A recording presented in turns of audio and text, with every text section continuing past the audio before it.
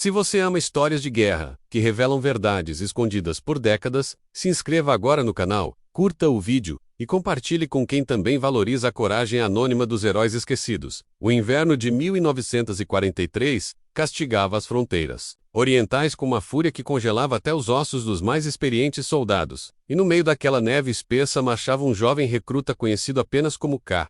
Vassiliev, designado à 32ª Brigada de Infantaria Soviética. Pouco se sabia sobre ele além dos papéis oficiais.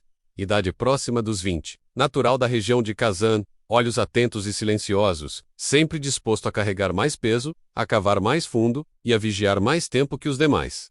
Entre os colegas, logo ganhou respeito por sua disciplina e mira certeira, mas também, certa estranheza a menos. Ele nunca se despia diante dos outros, evitava banhos coletivos, e nunca falava de família. O capitão Anatoly considerava-o um bom soldado, ainda que estranho, e dizia aos outros: se todos tivessem o foco de Vassiliev, esta guerra já teria acabado. Mas ninguém ali imaginava o segredo que aquele soldado escondia por trás das botas sujas e do olhar determinado. Vassiliev não era um homem. Seu nome verdadeiro era Katia Mikhalevna, e ela havia trocado sua identidade para lutar ao lado do irmão desaparecido no fronte.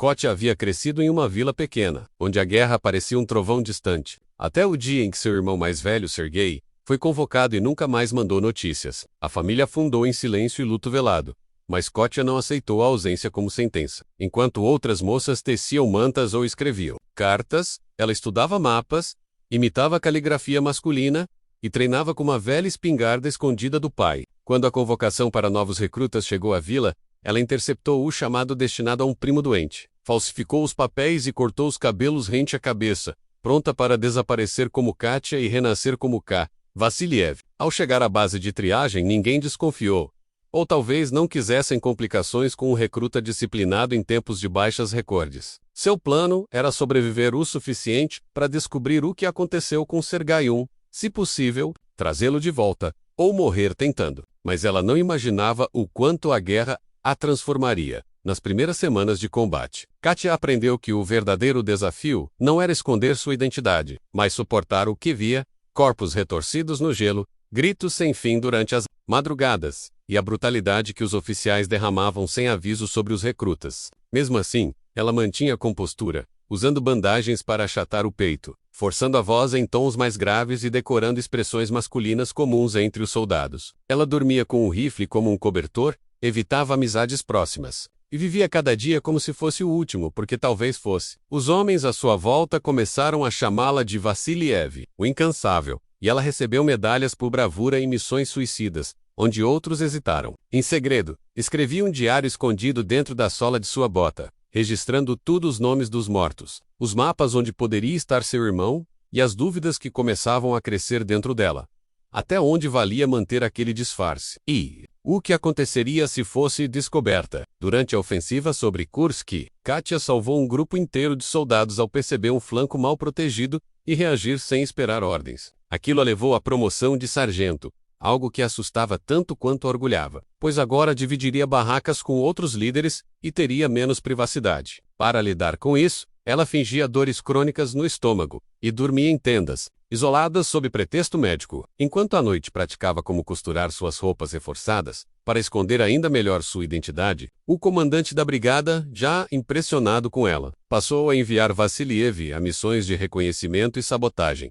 E em uma dessas incursões, perto da fronteira polonesa, ela encontrou uma pista do irmão, o nome S. Mihailov gravado em um pedaço de madeira com datas recentes. Era pouco, mas bastava para reacender a esperança. Ela sabia que estava perto, e que qualquer erro agora poderia custar tudo. Durante os duros combates de inverno, quando a moral da tropa estava no chão, foi Vassiliev quem recitou versos de Pushkin em voz firme ao redor da fogueira, reanimando os soldados e gerando boatos de que ele havia sido professor antes da guerra. Ninguém desconfiava que aquela eloquência vinha de uma moça criada entre livros e tecidos, e que as palavras não eram apenas inspiração, eram lembranças do lar. Katia sabia que não poderia sustentar o disfarce para sempre, mas também sabia que enquanto fosse útil, ninguém a questionaria. A guerra era fome, morte e caos, e nela, a identidade era apenas mais uma farda. Ela seguia escrevendo em seu diário, agora dividido entre relatos da guerra e lembranças da infância. como se soubesse que um dia tudo aquilo seria encontrado. O que ela não imaginava era que, décadas depois, esse pequeno caderno seria a chave para uma verdade que o exército tentaria esconder a qualquer custo. Em uma patrulha noturna em território hostil, Katja teve de enfrentar o dilema mais cruel. Desde que ingressou no fronte, um de seus companheiros, Ivan, foi atingido e implorava por socorro.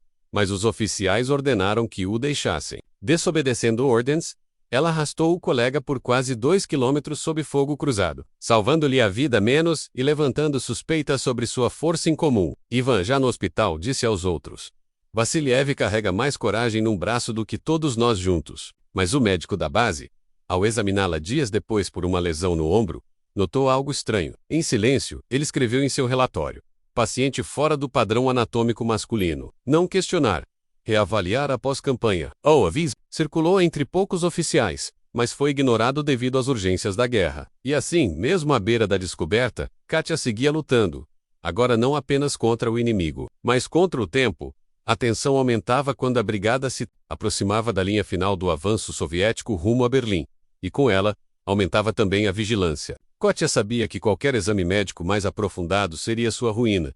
Então simulava estar melhor sempre que possível. Um capitão novo, desconfiado de sua frieza e silêncio, tentou forçá-la a beber numa confraternização. Ela alegando motivos religiosos, o que causou riso nos outros, mas a livrou do perigo. Àquela altura, ela já não pensava mais como mulher ou homem, mas como soldado. Havia visto e feito o que muitos jamais entenderiam. Havia matado, para proteger, havia mentido para sobreviver, e havia sangrado por uma pátria que jamais reconheceria seu rosto real. Mas ela não se importava com medalhas, só queria encontrar Sergei, e algo dizia a ela que Berlim traria respostas.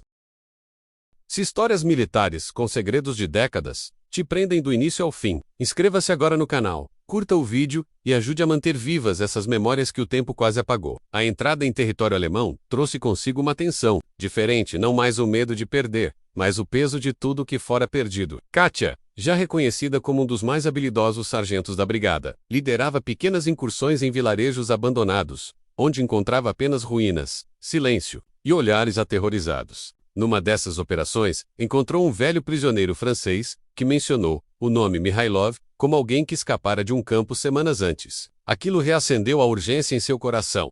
E pela primeira vez em muito tempo, ela rezou, não pela própria vida, mas para que aquela fosse mesmo uma pista real de Sergei. Enquanto os soldados festejavam vitórias e saqueavam casas, ela isolava-se para analisar papéis, ouvir boatos e verificar listas de prisioneiros, torcendo para que o nome do irmão surgisse entre os vivos. Durante a travessia de um túnel ferroviário, próximo a Dresden, o grupo de Vassiliev foi emboscado por franco-atiradores alemães. No tiroteio, ela arriscou-se para salvar 2 recrutas novatos que haviam se separado do pelotão, ação que lhe garantiu a Cruz de Mérito de Combate. Mas o gesto também trouxe consequências. Um estilhaço cortou parte do tórax, obrigando-a a receber atendimento médico imediato. O enfermeiro de campanha, apressado e cansado, notou a ausência de características masculinas, mas não falou nada menos. Apenas fechou a ferida e escreveu em seu caderno: incomum. Silêncio necessário. Aquilo a deixou em alerta máximo. Pela primeira vez, sentiu que o segredo estava nas mãos de outros. A guerra, no entanto, ainda gritava alto demais para que algum superior se importasse com identidades fora do padrão. Dias depois, ela cruzou com um grupo de prisioneiros libertos em um campo improvisado às margens do Elba. Seu olhar varria os rostos com ansiedade contida, até que viu um homem de olhos fundos e barba rala sendo carregado numa maca. Aproximou-se com cautela, coração disparado, e perguntou o nome. A resposta foi Sergei Makilav. Sou de Kazan. Ela sentiu o chão sumir. Quis abraçá-lo, gritar seu nome, revelar-se menos. Mas conteve-se. Tocou-lhe a mão como um estranho, prometendo que ele, estaria-se. Nos dias seguintes, visitou-o à noite, deixando pedaços de pão e bilhetes com frases que apenas eles entenderiam. Quando ele finalmente a reconheceu, chorou em silêncio, chamando-a de Katja pela primeira vez em anos. Ela apenas colocou o dedo sobre os lábios e murmurou: ainda não posso ser eu. A brigada foi designada para ocupar um setor estratégico em Potsdam, e ali Katja continuou suas missões, agora dividida entre o dever militar e a proteção do irmão, que ainda se recuperava dos traumas do cativeiro. O médico da unidade começou a desconfiar de suas ausências, e seguiu-a uma noite, testemunhando o encontro secreto entre os dois. Em vez de denunciá-la, deixou um bilhete anônimo, a lutas maiores que as da guerra. Saia rápida. Sabendo que o tempo estava acabando, Katia organizou a fuga do irmão com documentos falsos obtidos com a ajuda de um cabo judeu, que ela salvara meses antes. A operação foi bem sucedida, e Sergei desapareceu nos arredores de Leipzig, com novos papéis.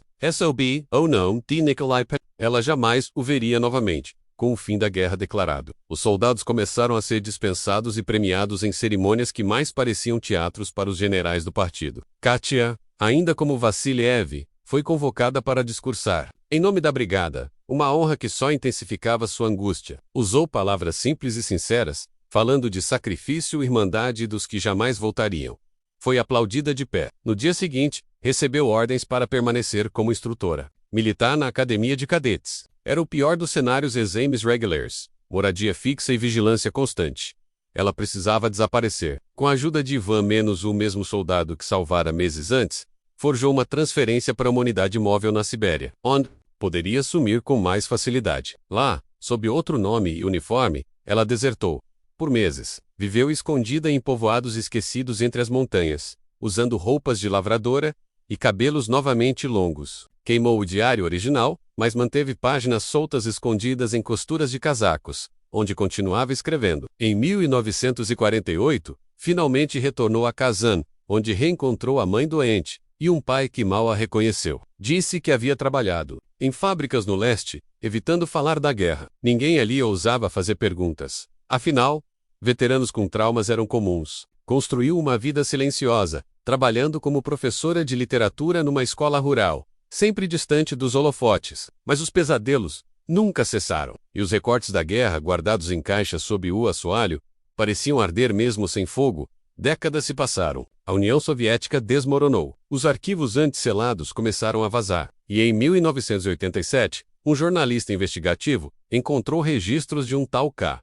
Vassiliev, sargento decorado desaparecido misteriosamente em 1945.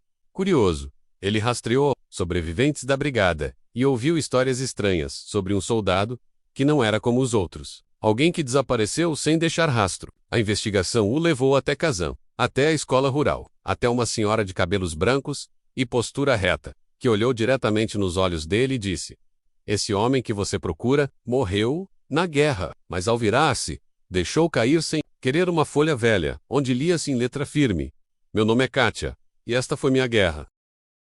Se você chegou até aqui, não esquece de se inscrever no canal e deixar seu like. Isso ajuda o canal a continuar contando histórias que o mundo quase esqueceu.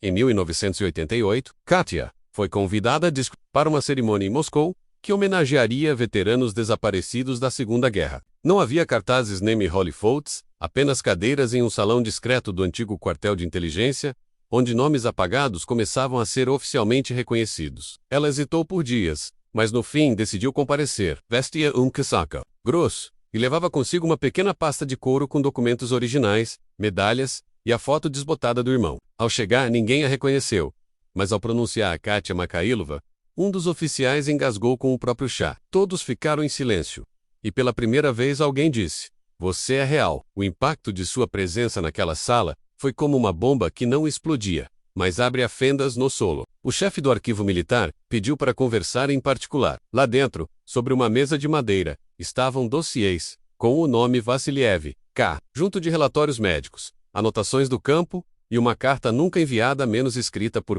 um dos médicos de campanha que tratou seu ferimento. Ele havia guardado a verdade por décadas. Disse que sabia, mas que nunca ousara entregar sua identidade. Emocionado, devolveu a carta original com lágrimas nos olhos. "Você me ensinou o que é dever." Eu fiquei em silêncio, porque era o mínimo que podia fazer. A notícia sobre a verdadeira identidade de Vassiliev Spalhusen, entre os círculos de veteranos como um sussurro carregado de admiração e incredulidade. Alguns negaram, outros exaltaram. Uma rede de antigas amizades ressurgiu, e cartas começaram a chegar à sua casa, muitas escritas por soldados que serviram com ela sem nunca suspeitar. Um deles, já com 80 anos, escreveu: "Se eu soubesse quem Volka era, teria lutado do seu lado com ainda mais orgulho." Ela lia cada uma com um sorriso discreto, e depois as guardava em uma caixa azul, junto com o diário refeito. Ali, em silêncio, ela compreendia que sua guerra não havia terminado em 1945. Apenas mudara de trincheira. O jornal de Kazan publicou uma matéria pequena, quase tímida, com o título Professora Local, foi heroína da guerra disfarçada. Mas bastou para que repórteres de Moscou, Leningrado e até Berlim aparecessem à sua porta nos dias seguintes. Recusou todas as entrevistas. Não queria fama. Sua história não era espetáculo. Quando um cineasta insistiu, ela disse apenas: os que fizeram isso por glória, morreram vazios. Eu fiz por amor. Isso não cabe em tela. Ainda assim, uma cópia do diário, transcrito por um dos alunos que ela alfabetizou menos, começou a circular entre professores, historiadores e museus militares russos. A verdade estava fora, e ela, enfim, não precisava mais escondê-la. Em 1990, recebeu um convite do Museu da Vitória, em Moscou, para que doasse suas medalhas e documentos à exposição permanente de combatentes desconhecidos. Pela primeira vez, viajou com orgulho. Entregou pessoalmente os itens, inclusive o uniforme que usava como Vassiliev, cuidadosamente dobrado e ainda com marcas do campo. A curadora a olhou com reverência e disse: o mundo tem pressa em esquecer, mas algumas histórias resistem. Naquela mesma visita, ela foi homenageada discretamente entre generais e soldados aposentados. Nenhum deles a tratou como inferior. Todos a chamaram de camarada. E quando ela falou, usou poucas palavras. Se precisaríamos fazer tudo de novo, eu faria. Só mudaria uma coisa. Diria quem eu era desde o início. Aos 72 anos, Koch ainda dava aulas em uma escola pública, onde poucas crianças sabiam que a senhora de voz firme e olhar distante havia liderado homens em combate. Mas um dia, uma menina trouxe um panfleto do museu, com uma imagem pequena de Vassiliev, marchando com a brigada. Tia Kotia, esse aqui parece com você, disse a criança. Ela riu, passou a mão pelos cabelos brancos e respondeu: muita gente me diz isso. Depois olhou pela janela, onde a neve começava a cair, como caía naquele dia em que se apresentou ao exército, com o nome de outro. Nada mais precisava ser dito. Em 1992, o governo russo enviou uma comenda póstuma, em nome de Sargento Vassiliev, endereçada à casa de Kotia. Ela guardou a medalha, mas escreveu uma carta de volta solicitando a correção do nome. Quem morreu na guerra, foi ele. Quem voltou, fui eu. Meu nome é Katia. A carta foi ignorada. Mas em 1995, quando o Memorial do Soldado Desconhecido recebeu atualizações, um novo painel digital exibiu uma frase inédita: aqueles que lutaram sem poder dizer quem eram. E mesmo assim, venceram. Ela foi até lá, viu a frase e chorou. Pela primeira vez, não por dor menos, mas por justiça. Seus últimos anos foram vividos com dignidade e silêncio. Amigos a visitavam com frequência. Veteranos mandavam flores em datas comemorativas, e os mais jovens escreviam pedindo conselhos sobre coragem e amor à pátria. Nunca respondeu com lições de guerra, mas com poesia. Resistir é não esquecer quem se é, mesmo quando o mundo exige que você minta. Quando morreu? Em 2003, sua lápide tinha apenas um nome: Katia Makhailova. Mas todos os que estiveram no funeral sabiam que ali também jazia Vassiliev, o soldado que nunca existiu, mas que mudou o rumo de uma guerra. Anos depois, o diário completo foi publicado em formato de livro, traduzido para 7 idiomas e adotado como leitura obrigatória. Em academias militares, sua história virou símbolo de resistência silenciosa, de identidade oculta e de bravura real. Na entrada do museu, ao lado de seu uniforme, há hoje um espelho. Acima dele, uma placa diz: o inimigo nunca soube. Mas ela estava lá. Quem passa por ali, ao se ver refletido, entende que heróis nem sempre usam o nome que lhes deram menos, mas sempre carregam a verdade no olhar.